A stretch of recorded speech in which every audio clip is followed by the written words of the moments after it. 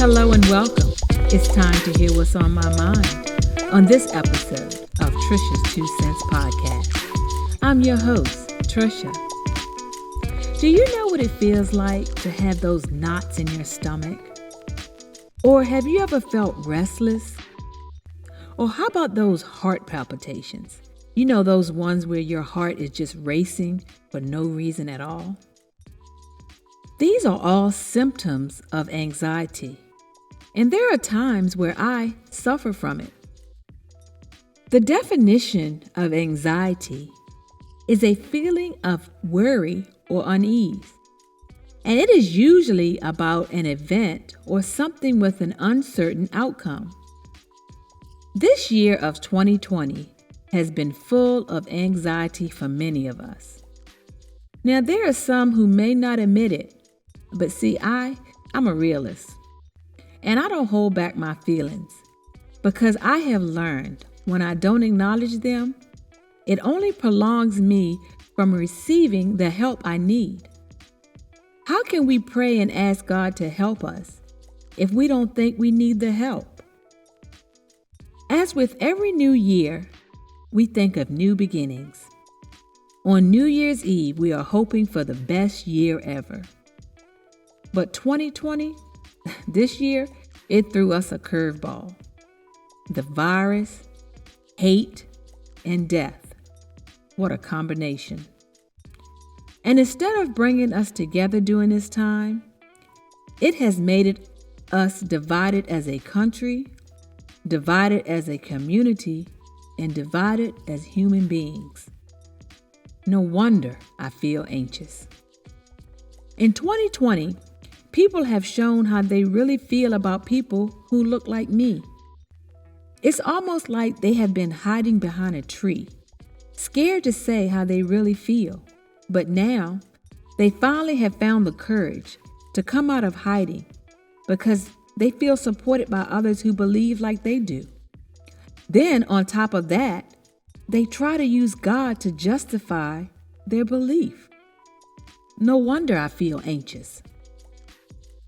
Death. No matter how many times you hear about someone dying, it is sad. And when it is someone you love, it hurts.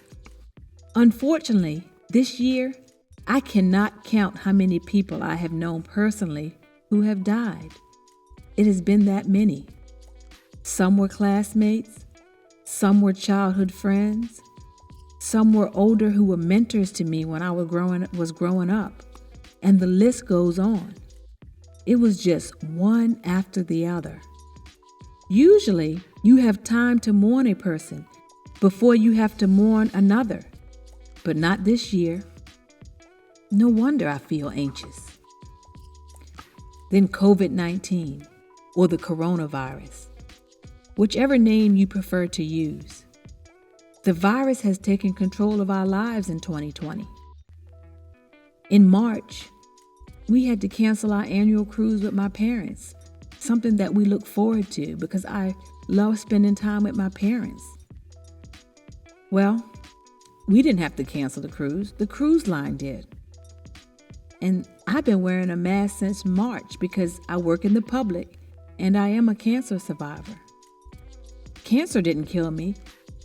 I sure don't want COVID to. And every day, I encounter people who want to get close to me but refuse to wear a mask or wear it improperly. And coworkers ask me the same question every Friday. What are y'all doing this weekend? And I give the same answer. The same thing since March, nothing. I grocery shop for my parents because they both have heart conditions and are considered extremely high risk. I refuse to not wear a mask around them, and I protect them at all costs. My husband is diabetic and is considered extremely high risk. I protect him at all costs. Yet people want to tell me that the virus is political. And did I tell you I had a friend die from COVID? No wonder I feel anxious. Hate. Have you ever felt hated just because of how God made you? I walk around with brown skin that I love, but everyone doesn't love my beautiful brown skin. They feel that my skin isn't as worthy as theirs, so they look at me as less than. So think about it. I am fighting the same battles my great-great-grandparents fought. Shouldn't we be moving forward? So why do I feel we're moving backwards? No wonder I am anxious. But there is a way out of all this anxiety that has been happening in this year of 2020, which we still have a couple of more months left. Philippians 4:6-7 states, "Do not be anxious about anything, but in every situation, by prayer and petition, with thanksgiving, present your requests to God."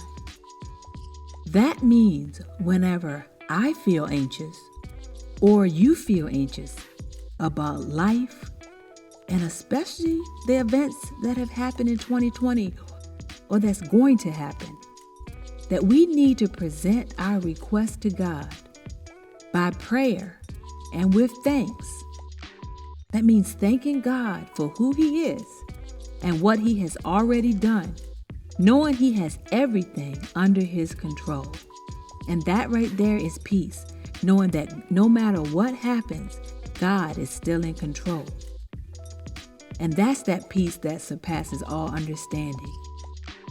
That peace, we can't understand why we're at peace when everything around us is in disarray. But that's the peace that comes from God when we give our request to Him, when we give our anxiety to Him. So, there is no need for us to be anxious when we have a holy God who can give us peace when we are anxious. Thanks for listening to Trisha's 2 Cents. Join me on the next episode as I give life lessons through my experience, my growth, and always from my heart. You can reach out to me through email at trishas2cents@yahoo.com, and make sure you subscribe on your favorite list.